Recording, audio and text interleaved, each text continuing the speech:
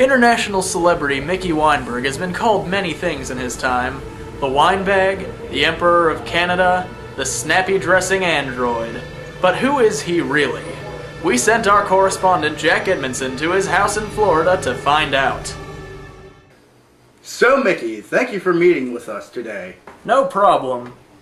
Wow, the years have not been particularly kind to you. Yeah, I get that a lot. I spent a lot of time when I was younger on the surface of the sun. Well, you look like a baseball glove. So let's start at the beginning.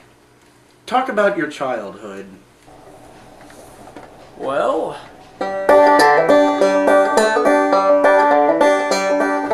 I was born July 25th, 1995 in Plantation, Florida. My mom still fondly remembers the day she first brought me home. It was the worst day of my life. My parents could be considered authoritative. They had many rules and expectations, but were very lenient about making exceptions. They always told me the reason why when I was punished, too. Why am I in timeout? Because you burned down a church with your eyes. Fair enough. When I was younger, most of my life was spent playing with action figures. Action figures. Action figures. Action figures. What's in this box? Action figures. Action figures. Action figures. Action figures. Action figures. These drawers are full of action figures.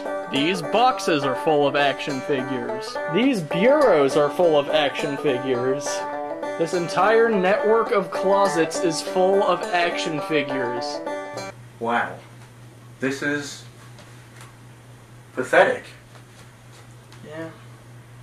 What's in that bag?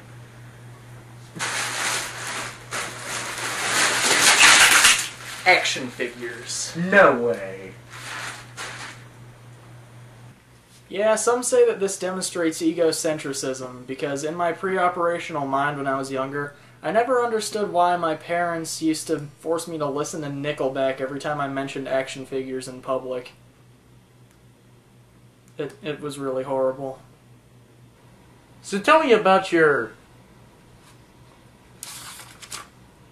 sensory motor stage. Actually, I'm glad you asked. My parents say I developed object permanence at a very early age, because I never enjoyed peekaboo. I just thought it was really annoying. Where'd you go? It was then that I realized that Mickey was an idiotic man-child. So I went to his mother for some more information. He is an idiotic man-child. Okay, is there anything you want to add to that? He demonstrated very strong attachment to me and never left me alone.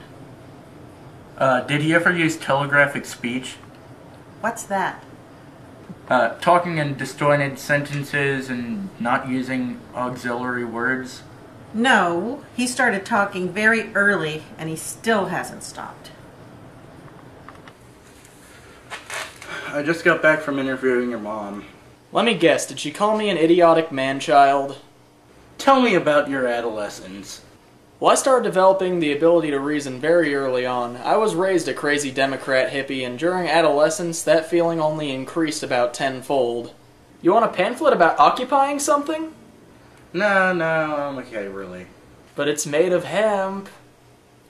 So's this onesie. No, really, I'll pass. So, how about changes in religious views?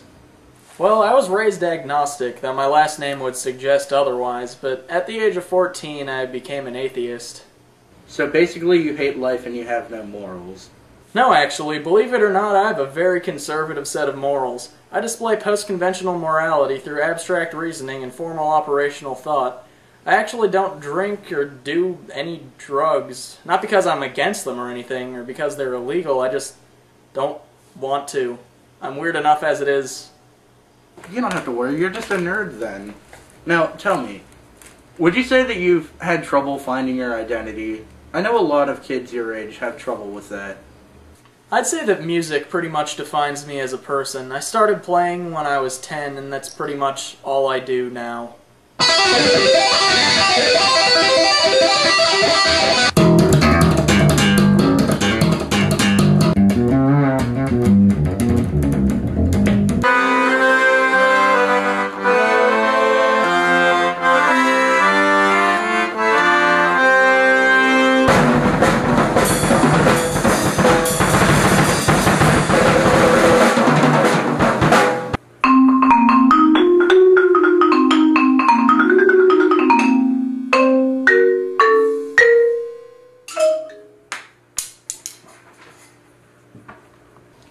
And tell me, in this stage of your development, have you formed any intimate relationships? Are you kidding me? Girls have cooties. So what have we learned here today?